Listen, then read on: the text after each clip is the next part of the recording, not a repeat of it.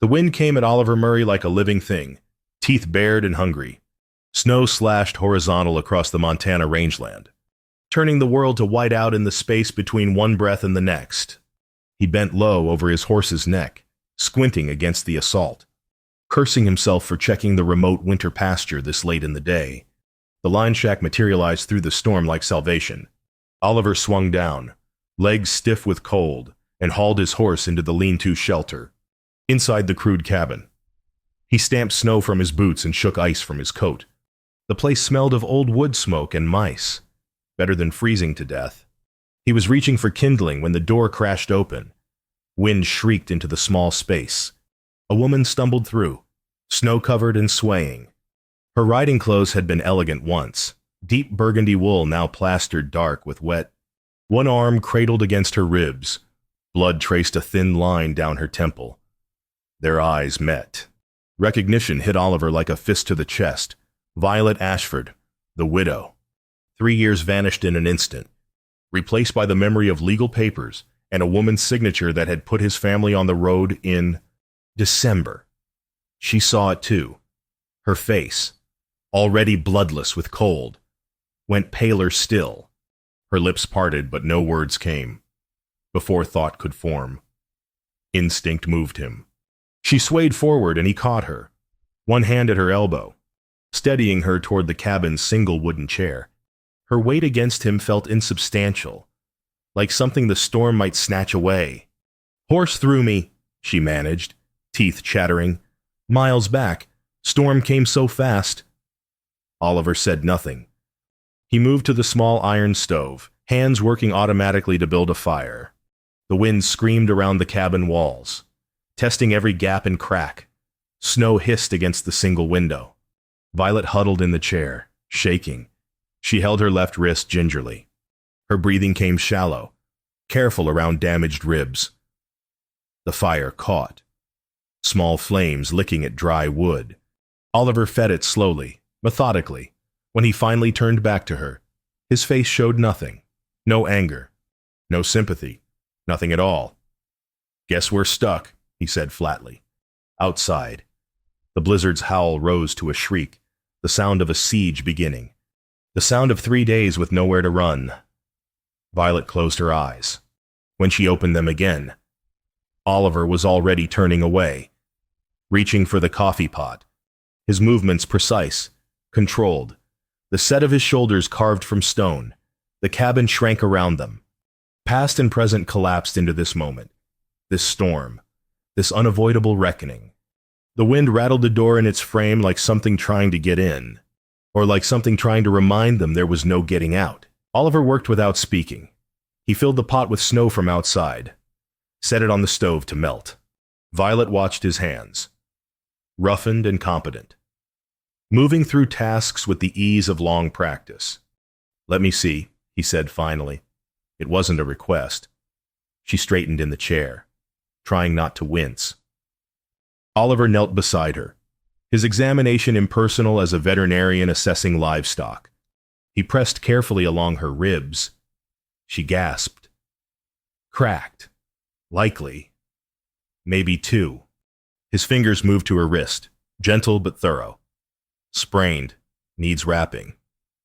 He stood, found a relatively clean cloth in his saddlebag, tore it into strips. His touch remained clinical as he bound her wrist. But Violet felt herself flinch anyway. Not from pain. From the cold distance in every gesture. "I can pay," she said quietly, "for your help." Oliver's hands stilled. His eyes met hers for one long moment. Then he went back to wrapping her wrist without a word. The silence stretched taut. Violet looked away first. The cabin measured maybe 12 feet by 12. A bunk built into one wall. The stove. A rough table with one chair. Shelves holding a few supplies. Oliver's saddle and gear occupied one corner. Everything smelled of wood smoke and weather and isolation. Oliver shared his provisions without comment. Jerky dried to leather consistency. Hardtack that required soaking in melted snow to chew. It was frontier fare. Survival food. Nothing more.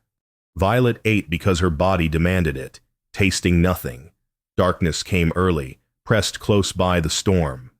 The fire's light barely reached the cabin's corners. Oliver added more wood. The only sound besides wind and the occasional crack of settling timber. "How long?" Violet asked. Oliver glanced at the door, at the way snow was already piling against it. "Storm like this. 3 days at least. 3 days. 72 hours and 12 feet of space with the man whose family she'd evicted." "You can have the bunk," Oliver said. "I'll take the floor." He said it matter of fact, arranging his bedroll near the stove. No gallantry in the offer. Just practicality. She was injured. He wasn't. Violet moved to the bunk, each step an exercise in managed pain. She lay down fully clothed, pulling the rough blanket to her chin. The thin mattress smelled of must and mice. Across the cabin, Oliver settled into his bedroll. The firelight played across his face, highlighting the lean plains, the lines etched by sun and work and grief. She remembered him vaguely from 3 years ago, remembered dismissing him. One of many tenant farmers, perpetually behind on rent, always full of excuses. She hadn't looked at his face then, hadn't wanted to see it. Outside. The blizzard raged. Inside. 2 people who should never have met again lay wakeful in the dark, listening to the storm and to each other's breathing. Dawn brought no mercy. Violet woke to find the world beyond the window buried in white. Drifts climbed halfway up the door. The wind still howled, savage and unrelenting. Oliver had the fire going, coffee heating. He handed her a tin cup without speaking. She wrapped her good hand around it, letting the warmth seep into frozen fingers. The question had burned all night. Now she asked it. "You recognize me?" Oliver looked at her over his own cup. His expression remained neutral, but something flickered behind his eyes. "Yes, ma'am. I recognize you. I thought you might." He nodded slowly, set down his coffee. When he spoke, his voice stayed level, almost conversational. 5 children. Youngest was barely walking. "You sent the eviction notice in December. We had 3 days to clear out." Violet's stomach clenched. "Found a place eventually." Oliver continued. "Drafty old soddy. 10 miles from town. Took everything we had to pay first month's rent there." He paused, studying his hands. "My eldest daughter, Sarah. She caught pneumonia that winter. Spent 6 weeks coughing, burning with fever. I thought I'd lose her." The words fell like stones into still water. Simple, factual, devastating. "We survived it," Oliver said. "Moved to our own place after that, small farm. But it's ours. The children are fed. We manage." He looked up at her then, and his eyes held no anger, only something harder to bear, recognition. "You don't remember us. We were one line in your ledger." Violet's mouth opened, but nothing emerged. What could she say? That she was sorry. The words felt obscene, too small for what she'd done. "I didn't," she started. "No." Oliver's voice stayed quiet. "No, you didn't." He stood, moved to add wood to the fire. That's what made it easy. Outside, the blizzard intensified impossibly. The wind screamed around the cabin like something alive and furious. Snow hammered the walls in waves. Violet stared at her bound wrist. She'd inherited Marcus Ashford's business along with his fortune, inherited his methods, his coldness toward those who couldn't pay. She'd thought it was being strong, being smart, protecting what was hers. She'd never looked at their faces. Oliver settled back by the fire. The silence in the cabin pressed down like the storm itself. Point of no return literal now. The door wouldn't open against the drifts even if they tried. They were sealed in together with history and truth, and nowhere left to hide. Violet closed her eyes. Behind her lids she saw them. A man with 5 children and a dead wife, scrambling for shelter in December cold. A little girl coughing. burning with fever while her father sat helpless. One line in a ledger. She opened her eyes. Oliver wasn't looking at her. He sat watching the fire, his face carved and still. Whatever he felt stayed locked behind that careful control. The storm raged on. Day one crawled forward. Oliver maintained the fire, melted snow for water, rationed the food with practiced efficiency. Violet, unable to remain idle despite pain, began tidying the cabin's chaos. Someone had left it in disorder, supplies scattered, shelves thick with dust. Oliver watched her struggle one-handed to lift a pot back onto its hook. He moved to help without speaking, reaching over her shoulder to secure it. She flinched at his proximity. "Old habits," she said quietly. He nodded once, stepped back. Worked a big household. The Ashford estate. 60 rooms, staff of 20. She arranged tins on a shelf, needing her hands busy. Marcus believed everything should run like clockwork. It was the first they'd spoken of anything beyond survival. Oliver poured more coffee, handed her a cup. They stood in careful distance, the cabin feeling smaller by the hour. "You check the pasture often?" she asked. "When I can." Got cattle scattered across 3 sections. "Winter like this, I worry." He paused. "Left the children with the Harrises, neighbors, good people." The word children hung between them. Violet set down her cup. "How many did you say?" "5.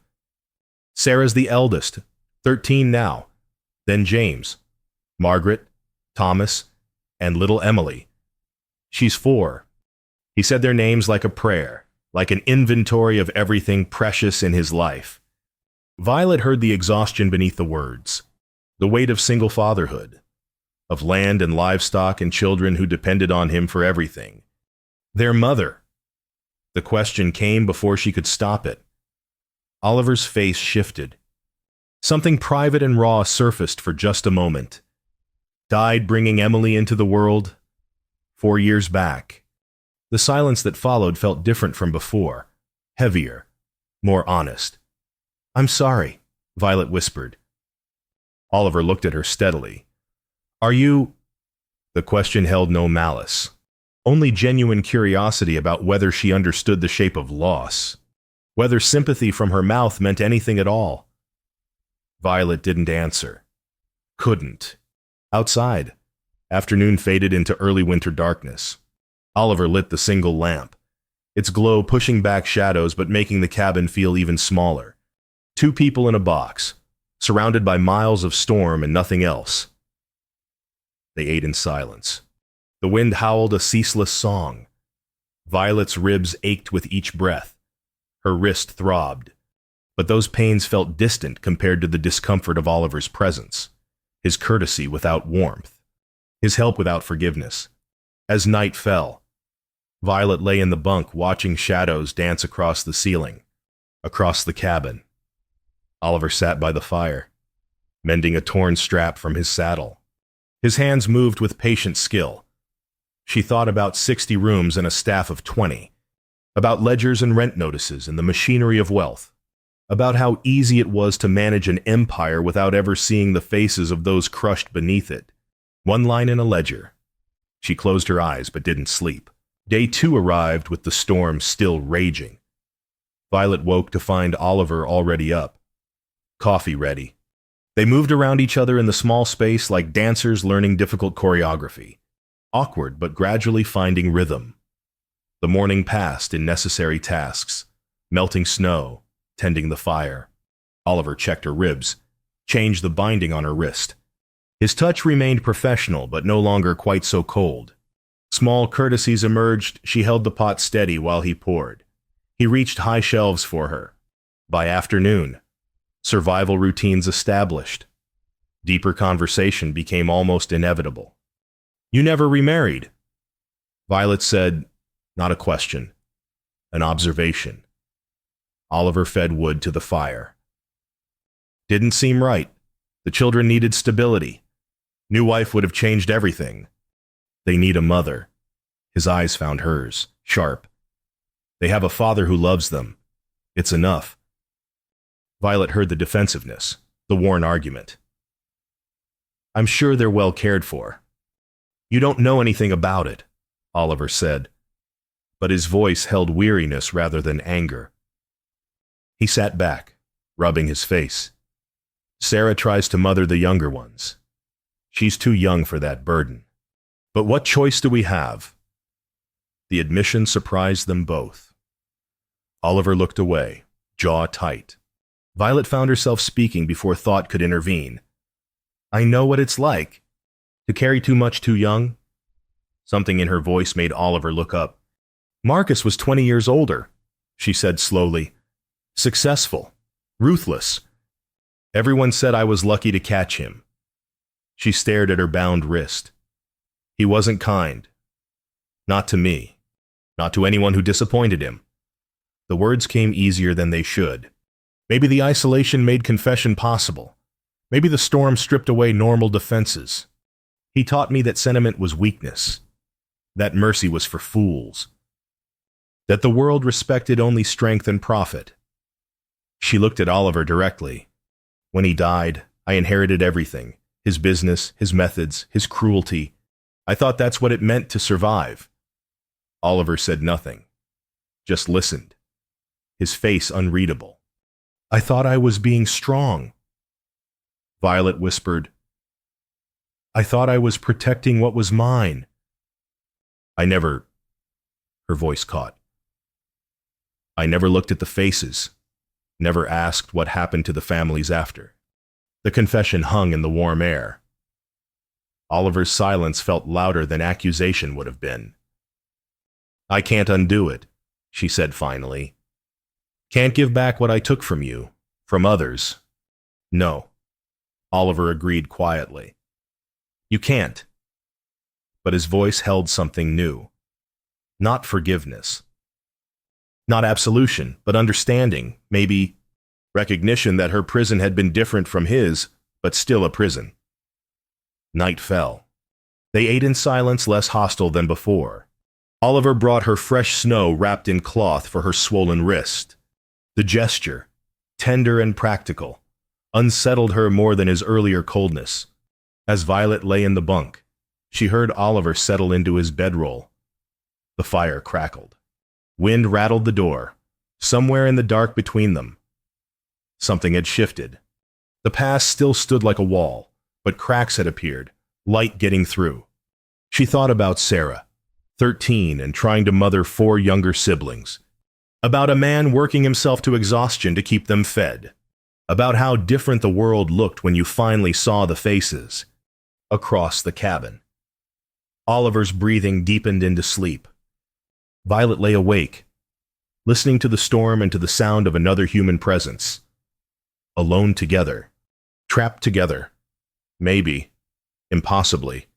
Healing together. Day 3 arrived with deceptive calm. The wind had lessened. Snow falling straight down instead of sideways. Oliver stood at the window, reading the sky with a farmer's instinct. Clearing, he said. Another few hours. Violet tried to stand from the bunk and immediately swayed. Oliver caught her elbow, steadying her. Her face felt hot under his palm. You all right? Fine, she said, but her voice came thin. Oliver touched her forehead. His expression tightened. You're burning up. She tried to wave him off. Just tired. Sit down. The command in his voice left no room for argument. Violet sank back onto the bunk. Oliver knelt, examining her more thoroughly. The scrape on her temple showed red around the edges. Her breathing came too fast, too shallow. Infection setting in, he said grimly. From the fall, maybe from the cold. By midday, Violet couldn't hide it anymore. Chills racked her despite the fire. Her injured wrist throbbed in time with her heartbeat. The room swam when she tried to focus. Oliver faced his crisis alone by the stove. The woman who'd evicted his family now needed him. Really needed him. He could provide minimum care, enough to say he'd done his Christian duty. Wait for the storm to pass. Let fate and fever decide the rest. Every bitter memory rose up. December cold. Scrambling for shelter, Sarah's pneumonia. His wife's grave marker he'd carved himself because he couldn't afford stone. He looked at Violet, shivering despite 3 blankets. Saw past the wealthy widow to something more fundamental, a human being in need, afraid, suffering. The choice crystallized. Oliver moved the bunk closer to the stove, wrapped her in both their blankets and his spare coat, built the fire higher, started the work of nursing. Cool cloths for her forehead, water, one careful sip at a time, monitoring her breathing. The same tender vigilance he'd given his dying wife, the same fierce protection he extended to his children every day. Violet drifted in and out of awareness, sometimes lucid, sometimes lost in fever dreams. Oliver sat beside her, patient and steady. "Why?" she mumbled once, eyes unfocused. "Why help me?" Oliver had no answer she could hear. He wrung out the cloth, laid it gently across her burning forehead. As evening fell, her condition worsened. Fever climbed higher. Oliver knew this territory, had walked it before with Mary, knew the danger signs, knew the helplessness of watching and waiting. But he didn't stop, didn't walk away. He'd made his choice. The cabin filled with the small sounds of caregiving, water dripping from cloth, wood crackling in the stove, Violet's labored breathing, Oliver's quiet murmurs of encouragement that she probably couldn't hear. Outside, the storm finally began to break. Inside, a different kind of weather raged. But Oliver sat his vigil, hour after hour, choosing mercy over memory, choosing the man he wanted to be over, the man his hurt would have him become. Night deepened. Violet's fever raged. And Oliver Murray, who had every reason to let her burn, instead kept her cool and hydrated and as comfortable as his limited supplies allowed. Because it was right. Because his children were watching, even if they were miles away. Because mercy, he'd learned, wasn't weakness after all. The long night stretched endless. Violet's fever peaked near midnight, her skin burning to touch. She spoke fragments in delirium, words tumbling out without filter or control. "Marcus, please." She flinched from nothing, arms coming up defensively. "I'll do better. I'll be better." Oliver continued his vigil, wringing out cool cloths, coaxing water between her lips. He understood now what her marriage had been, not in details but in essence. A different kind of suffering than his own, but suffering nonetheless. "I'm sorry," she mumbled. "The families. I'm sorry. I didn't see them."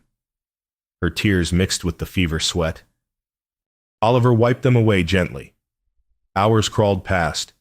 He fed the fire, changed the cloth, monitored her pulse.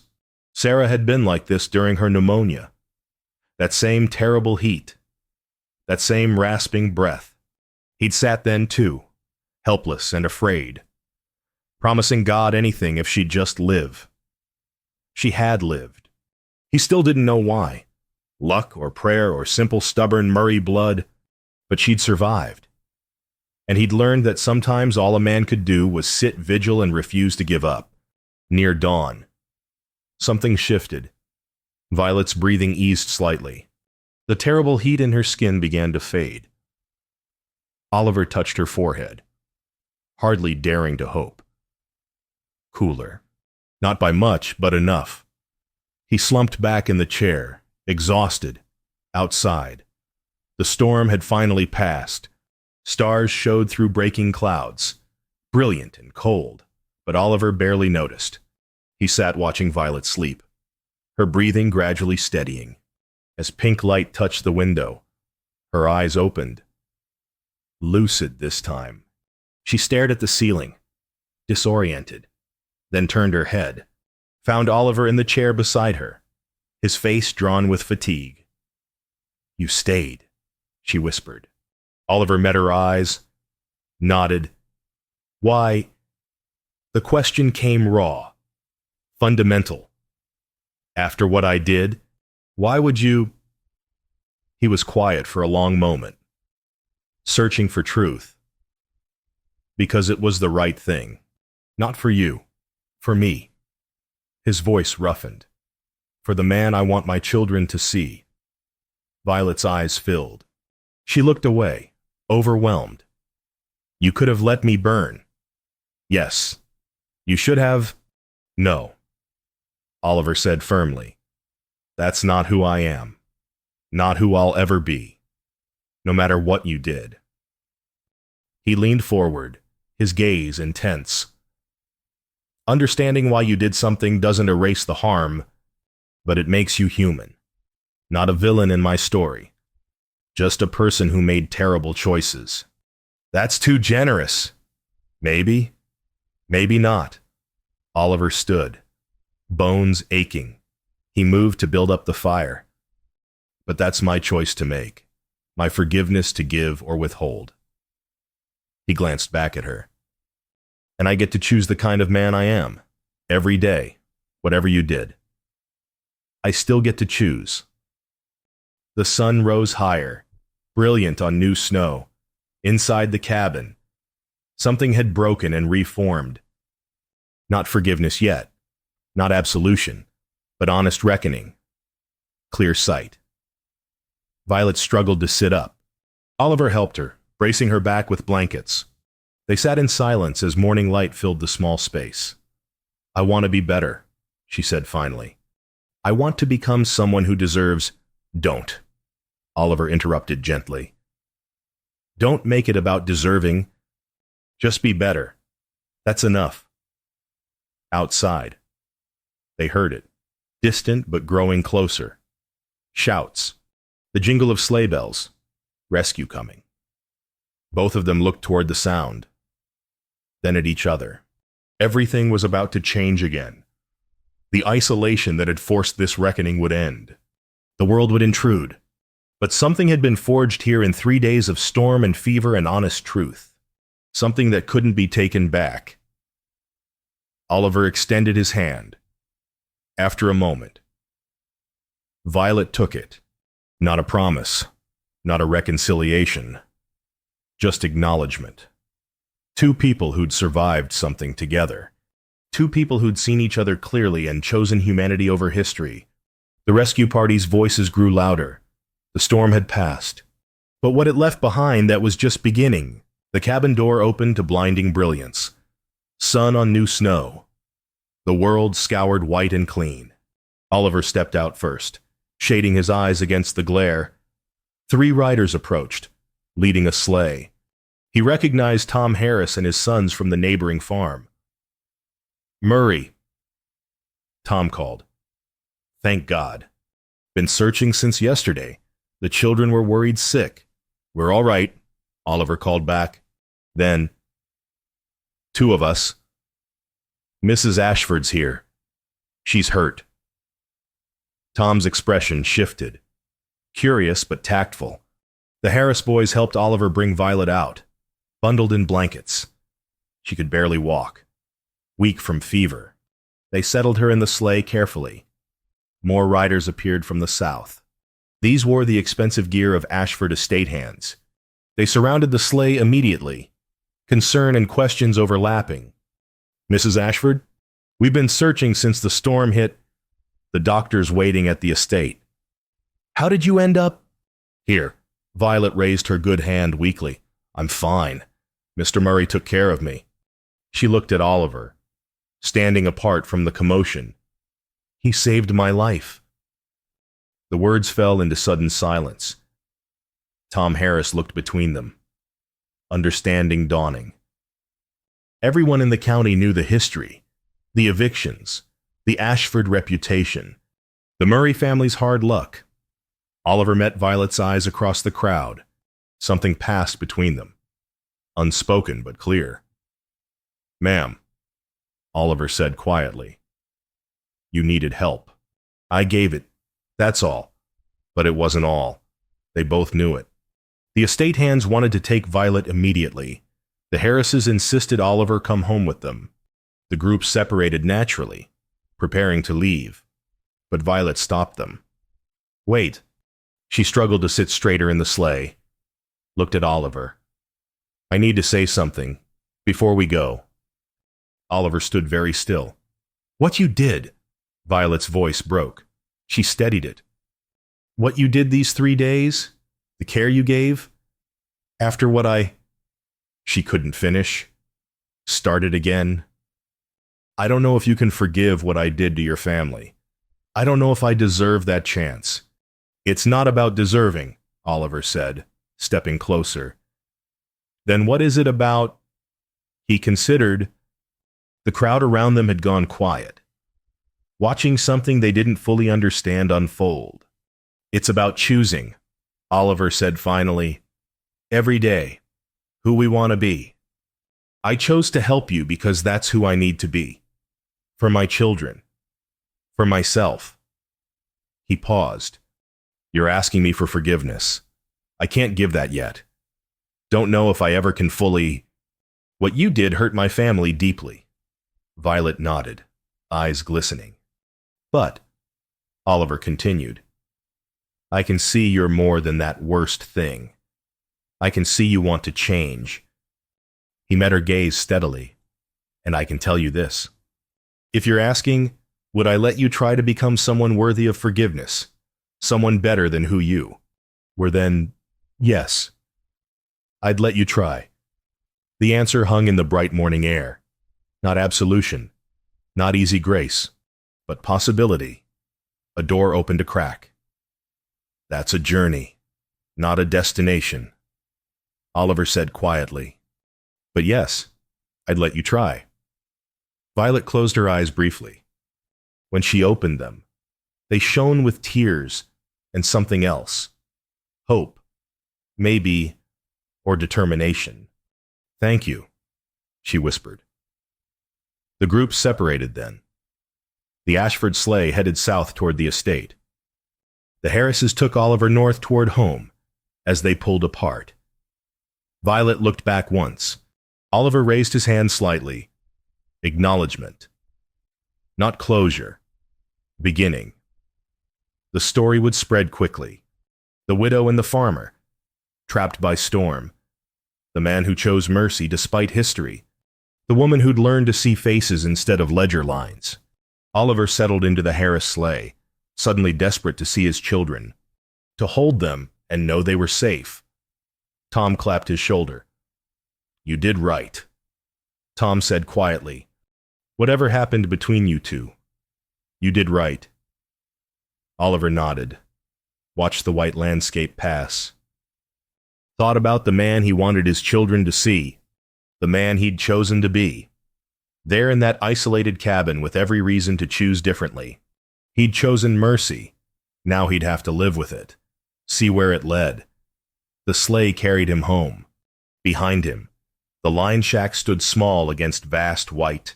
The place where something had broken and begun to heal. Where storm had trapped them. And where they'd both somehow started becoming free. 6 weeks passed before Violet Ashford appeared at the Murray farm. Oliver saw her coming from the barn, a good horse under her, riding carefully but competently. Her wrist had healed, so, apparently, had her ribs. She wore simpler clothes than before, practical wool instead of elegant burgundy. Sarah appeared at his elbow. Pa, is that... Go inside, Oliver said quietly. All of you. But 13-year-old Sarah had her father's stubborn streak. She's the one who evicted us. I know who she is. Then why, inside, Sarah, please. She went reluctantly. Gathering her siblings, 5 pairs of eyes watched from the cabin windows as Violet dismounted in the yard. She stood uncertainly, holding her horse's reins. Oliver walked to meet her halfway, stopping a respectful distance away. Mr. Murray, Mrs. Ashford. The formality felt strange after the intimacy of the line shack, but this was the real world. History and community and children watching. I came to see how you were, Violet said. Then, no, that's not true. I came because I need to see... need to understand what I did. Oliver studied her face. She looked different, thinner, uncertain in a way the wealthy widow never had been. You want to see how we live, he said, not a question. I want to see your family. The faces I didn't look at before. It took courage to ask. Oliver recognized that. All right. He led her to the cabin, small but solid, built with his own hands. The children's drawings tacked to walls, a spinning wheel in one corner where Sarah practiced, beds neat, floor swept, everything tidy but worn from use and need. The children stood in a wary cluster, Sarah in front, protective of her siblings. Children, Oliver said. This is Mrs. Ashford. Mrs. Ashford, these are my children, Sarah, James, Margaret, Thomas, and Emily. Violet looked at each face. Really looked. Her composure cracked visibly. I'm sorry, she said to them directly. For what I did, for putting you out of your home, for making things harder than they had to be. Her voice strengthened. I can't undo it, but I'm trying to be better. Little Emily, only 4, stared with wide eyes. Thomas whispered something to Margaret, but Sarah stepped forward, her young face serious and considering. Pa says you helped him. Sarah said, in the storm. He helped me, Violet corrected, when he had every reason not to. Sarah looked at her father. Some silent communication passed between them. Then she nodded slightly. Not forgiveness, not even acceptance yet, but permission to try.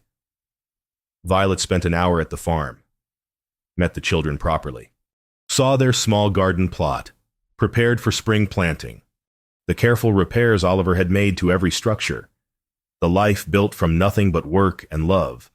When she left, she asked Oliver if she could come again, to help, if you'll allow it. I know people, could connect you with better markets for your cattle. Fair prices, no charity, just honest business. Oliver considered. Pride warred with practicality.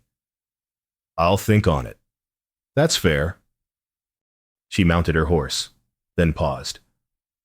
I've been visiting other families too, ones I evicted. Making amends where I can, offering help. Most won't speak to me. Can you blame them? No, but I keep trying anyway. She rode away. Oliver watched her go, aware of Sarah beside him again. Are you going to forgive her, Pa? His daughter asked. Don't know yet. Maybe someday. Maybe never completely, but you'll let her try. Oliver looked down at his eldest, so wise beyond her years. Yes, I'll let her try. Because that's who we are. We give people chances to be better, even when they hurt us. Especially then, Oliver said quietly. Spring came in earnest. Snow melted to reveal brown earth ready for planting. Violet returned twice more, bringing no gifts but honest help. Introductions to merchants in town, fair contracts, small gestures that built slowly towards something larger. The children warmed gradually. Emily started smiling at Violet. Thomas showed her a bird's nest he'd found. Margaret asked shy questions about the big house. One afternoon in late April, Oliver and Violet worked together mending the fence line that bordered where Ashford land had once reached. The children played nearby, their laughter carrying on warm wind. Violet paused, hammer in hand. I'm still trying, she said. To be better, to see people instead of ledgers. Oliver wiped sweat from his forehead. I know. Does it help? Does it make any difference? He looked at his children, healthy and safe. At the fence they were building together, at the woman who'd learned to use her power for healing instead of harm. Yes, he said. It makes a difference. Not perfection, not fairy tale redemption, but honest change, earned through daily choice and persistent effort. The storm that had trapped them had also freed them, freed Oliver to choose grace, freed Violet to choose growth. They returned to work. The fence they built together was strong and true. Not a barrier between properties, but a connection, marking boundaries while keeping conversation open. Behind them, the children's laughter rose like bird song. Above them, spring sky stretched endless and blue. Before them, work waiting and life continuing. The blizzard had passed. What it left behind was better than before.